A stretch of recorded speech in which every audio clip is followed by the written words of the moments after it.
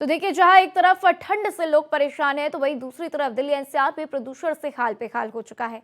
कई इलाकों में AQI 400 के पार दर्ज किया गया। आनंद विहार में AQI 450, जहांगीरपुरी में 454 दर्ज किया गया है।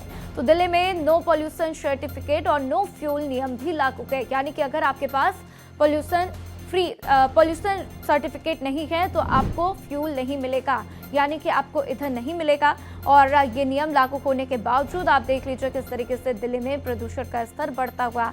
आनंद विहार में 450 AQI दर्ज किया गया है, तो जहांगीरपुरी में 454 AQI दर्ज किया गया है। तो लगातार हर दिन हम देख रहे हैं किस तरीके से AQI लेवल बढ़ता जा रहा है और जिस तरीके से कोहरा पड़ता हुआ नजर आ रहा है, स्मॉग पड़ता हुआ नजर आ रहा, उसके बाद से लोगों की परेशानियां और भी ज्यादा बढ़ चुकी हैं। तो देखिए, ऐसे में आपको अपना विशेष ख्याल रखना है, मास्क लगाने की जरूरत है। अगर आप फेफड़ों की बीमारी से जूझ रहे हैं तो आप अपना विशेष तौर से ध्यान रखिए। और देखिए, जिस तरीके से AQI लेवल बढ़ता जा रहा है, दिल्ली सरकार की तरफ से भी प्रयास किया जा रहा कि किसी भी तरीके से करके लोगों को इससे राहत दिलाई जा सके, लेकिन लोगों को राहत नहीं मिल रही है। तो एंटी स्मॉग गन से फायरिंग भी की जा रही है, ताकि हवा में जो सस्पेंडेड पार्टिकल्स हैं वो धुल कर गिर जाएं और इसी के साथ लोगों को इससे राहत भी मिल पाए।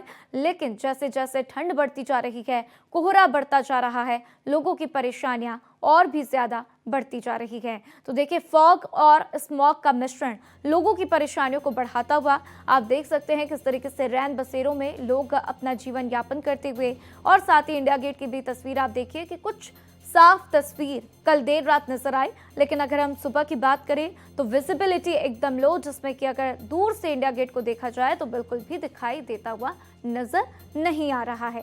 और ऐसे में देखिए, आपको बता दें, आनंद विहार में जाए 451 AQI, अशोक विहार में 435, बवाना में 375 दर्ज किया गया, बुराड़ी क्रॉसिंग में 389, CRRI मथुरा रोड पर 328, चांदनी चौक में 432, द्वारका सेक्टर में 414 AQI दर्ज किया गया है।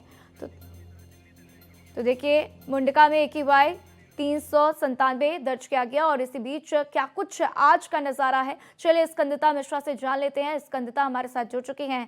स्कंदिता, जहां पर आप मौजूद हैं, क्या कुछ नजारा, क्या कल की तरह आज भी तस्वीरें दिखाई दे रही हैं?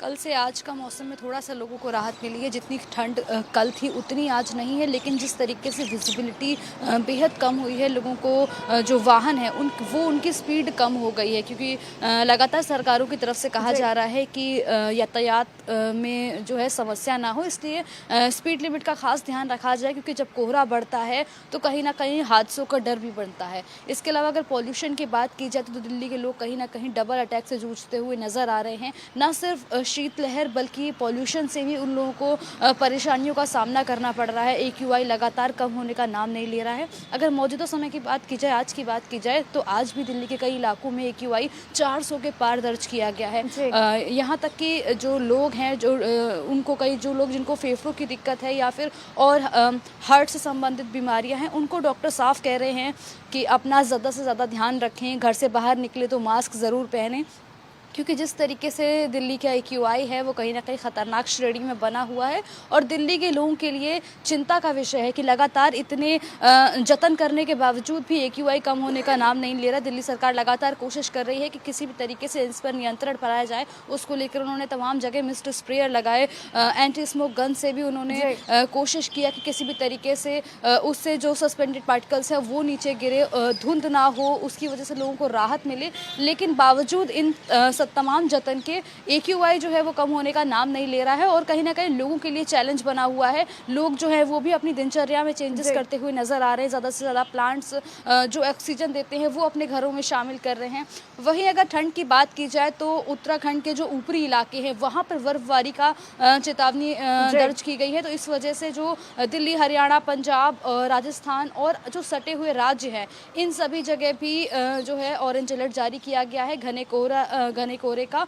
और कहा गया है कि किसी भी हाल में जो है ज़रूरी काम होने पर भी घर से बाहर निकलें, और ख़ास करके वो लोग जो थोड़ा बीमार रहते हैं उनके लिए डॉक्टर ने स्पेशल इंस्ट्रक्शंस दिए हैं कि फॉलो करें, और मास्क पहनने के बाद या जो ज़रूरी चीज़ें हैं वो अपने साथ लेने के बाद ही घर से बाहर निकलें। अगर अब इस वक्त की बात की जाए तो सुबह का जो है 8 साढ़े 8 के लमसम है और उसके बावजूद भी लोगों की दिनचर्या कितनी प्रभावित हो रही है वो हम आपको बताना चाह रहे हैं कि जो लोग मॉर्निंग वॉक करने आते थे कभी या बिल्कुल एक्सरसाइज स्कंदता, करने देखिए वो लोगों की दिनचर्या भी इससे प्रभावित हो रही है, क्योंकि जिस तरीके से घना कोहरा पड़ता हुआ हम देख रहे हैं, जिस तरीके से शीतलहर चल रही है, लोगों की परेशानियां उतनी ही बढ़ती जा रही हैं। लेकिन स्कंदता से हम ये भी जानना चाहेंगे, क्या स्कूलों को लेकर कोई एडवाइजरी जारी की गई, कोई नियम, क्या स्कूलों के रूटीन में कोई बदलाव या छुट्टियों की कोई घोषणा दिल्ली में?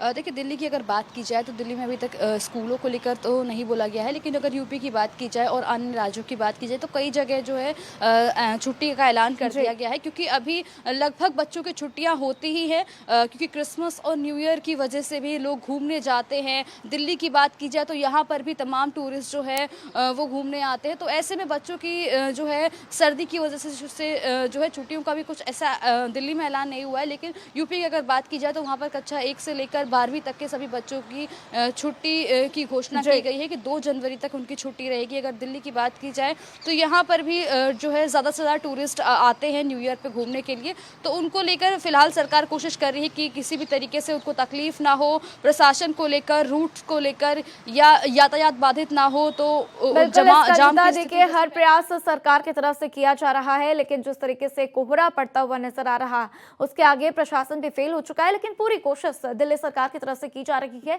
कि लोगों को हर तरीके से मदद पहुंचाई जा सके। मेरे साथ जानकारी साझा करने के लिए आपका शुक्रिया स्कंदिता।